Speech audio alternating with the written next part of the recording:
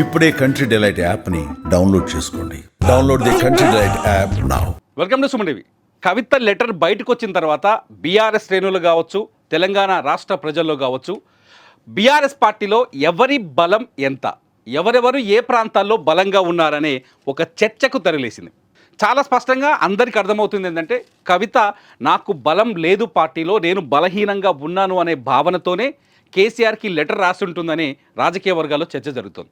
ఇదంతా పక్కన పెడితే, ఒకవేళ పార్టీలో శక్తి సామర్థ్యాలు ఎవరికి ఎత్తున్నాయి, పార్టీ క్యాడర్ ఎవరి వెనుక ఎక్కువగా ఉందని ఒక లెక్కను తీస్తే చాలా స్పష్టంగా ఆసక్తికరమైన రాజకీయ చర్చ జరుగుతుంది. ఇది వ్యక్తిగతం కాదు, ఆసక్తికరంగా రాజకీయంగా ఒక చర్చ జరుగుతుంది. మొట్టమొదట ఎవరు నెంబర్ 1 పొజిషన్లో ఉంటారు? ఒకవేళ కేసీఆర్ నాయకత్వం నుంచి పార్టీ బదలాయింపు అయిన తర్వాత కేసీఆర్ అంటే రాజకీయాలకు కొంత దూరం అయితే, పూర్తిగా దూరం అయితే ఎవరు స్ట్రాంగ్ అవుతారు బీఆర్ఎస్లో అనే ఒక చర్చ చాలా ఇంట్రెస్టింగ్గా మారింది. ఇందులో నెంబర్ 1 పొజిషన్ ఎవరికి వస్తుంది, నెంబర్ 2 పొజిషన్ ఎవరికి వస్తుంది, నెంబర్ 3 పొజిషన్ ఎవరికి వస్తుంది, ముగ్గురులో అనేది ఇప్పుడు ఆసక్తికరమైన చర్చ.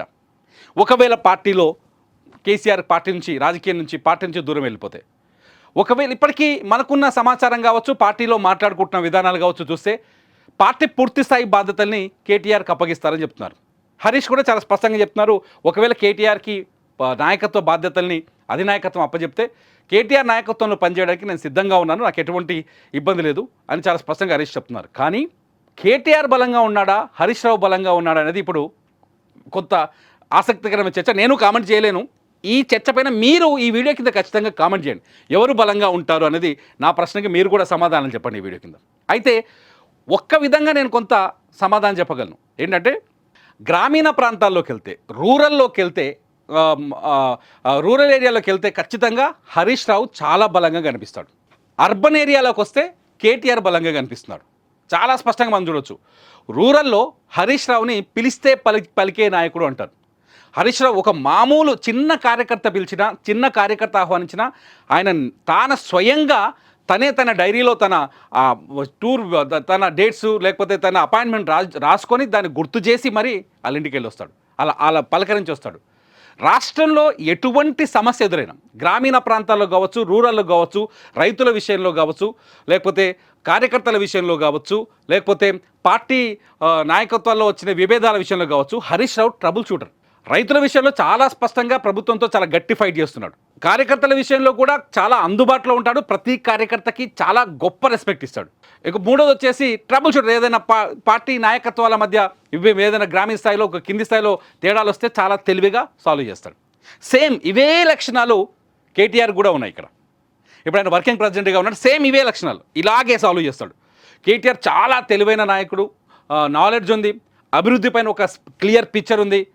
ఎందుకంటే మన హైదరాబాద్ నగరాన్ని ఒకసారి ఎంత కాదనుకున్నా హైదరాబాద్ నగరాన్ని డెవలప్ చేయడంలో కేటీఆర్ పాత్ర చాలా కీలకంగా ఉంది. హైదరాబాద్లో కొత్త ఫ్లైఓవర్లు కావచ్చు, కొత్త విధానాలు కావచ్చు, లేకపోతే ఆయన ఎప్పుడైతే హైదరాబాద్ మీద కాన్సన్ట్రేషన్ చేశాడో, హైదరాబాద్ వరకే తీసుకుంటే ఇట్లా అర్బన్ ఏరియాలో చాలా బలంగా కనిపిస్తాడు కేటీఆర్. అర్బన్ ఆయన అంటే చాకచక్యం, మాటలు చాకచక్యం కావచ్చు, వాక్చాతుర్యం కావచ్చు. కాకపోతే రిలేషన్షిప్లో అర్బన్తో పోలిస్తే రూరల్లో చాలా తక్కువగా కనిపిస్తాడనేది ఒక రాజకీయ అంచనా. ఇకపోతే కవిత ఇప్పుడు కోరుకుంటుంది కూడా అదే.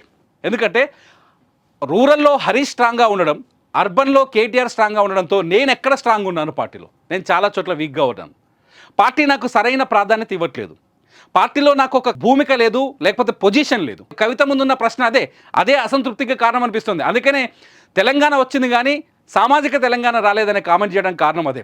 అంటే తనకు సరైన ప్రాధాన్యత లేదు అని సొంత పార్టీని కొంత ఇరకాటంలో పెట్టి వ్యాఖ్యలు చేస్తూ వస్తున్నారు కవిత. సో కవిత నేను ఈ ఇద్దరితో పోలిస్తే బలహీనంగా ఉన్నాను అనుకుంటున్నారు కాబట్టి పార్టీలో ఒక కీలకమైన స్థానం కావాలని కోరుకుంటాను. కవిత జైలుకి వెళ్ళి బయటకు వచ్చేటప్పుడు ఒక ర్యాలీగా రావాలనుకున్నారట. ఒక ర్యాలీగా వచ్చి ఒక జోష్ని క్రియేట్ చేసి ఆ జోష్ తోటే పబ్లిక్లోకి వెళ్ళాలి, పార్టీలో ఎందుకంటే 8 ఏళ్ళు నేను పార్టీ కోసమే నేను జైల్లో ఉన్నాను అనే భావన కవితలో ఉంది. పార్టీ కోసం నేను నా వ్యక్తిగత జీవితం నేను అన్ని త్యాగాలు చేశాను, కానీ పార్టీ నన్ను పట్టించుకోలేదనే కోపంతో కవిత ఉన్నట్టుగా తెలుస్తుంది. ఆ పొజిషన్ కోరుకునే కవిత ఇవాళ లేఖ ఏదో కేసీఆర్కి రాసింది. ఆ లేఖ ఎవరి ద్వారా లీక్ అయింది అనేది పక్కన పెడితే, మొత్తానికైతే ఆ లేఖ మాత్రం పార్టీలో ఉన్న కుంపట్ని బయట తీసుకొచ్చినట్టయింది.